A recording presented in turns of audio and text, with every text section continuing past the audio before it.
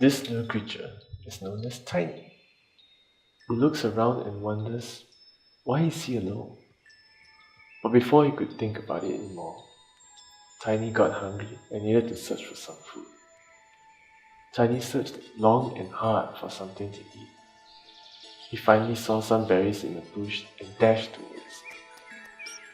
However, he accidentally stepped on a thorn and is hurt, but he bears with the pain and eats it.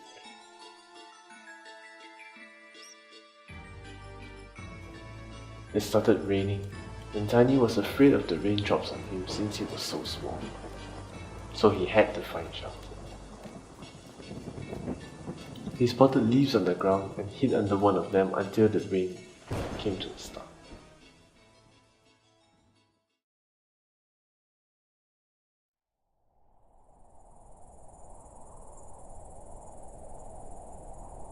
Although still frightened by how small he was and the unknown things out there, Tiny began his journey to find his own kind.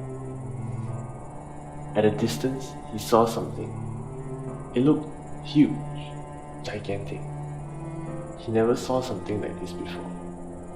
He thought maybe he might find someone related to him inside. As he got closer, its shadow casted over him, growing larger and larger. It almost felt scary, but he didn't want to think about turning back. He felt he was close to finding something. He entered and began looking around, and then he saw something. It was eggs. He moved towards it slowly, but wide-eyed in awe. He thought to himself, maybe those eggs were the same ones that he hatched out of. Then, Tiny heard strange loud noises and quickly took cover with the eggs. He was terrified, thinking, what would he do if something were to come for the eggs? He wanted to protect his brothers and sisters. He began to look around frantically. Then, he noticed.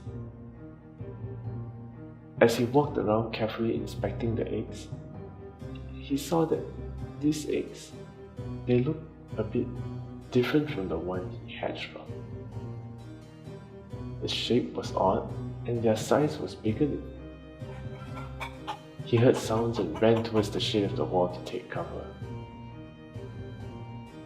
He saw something big, with white feathers and a yellow beak.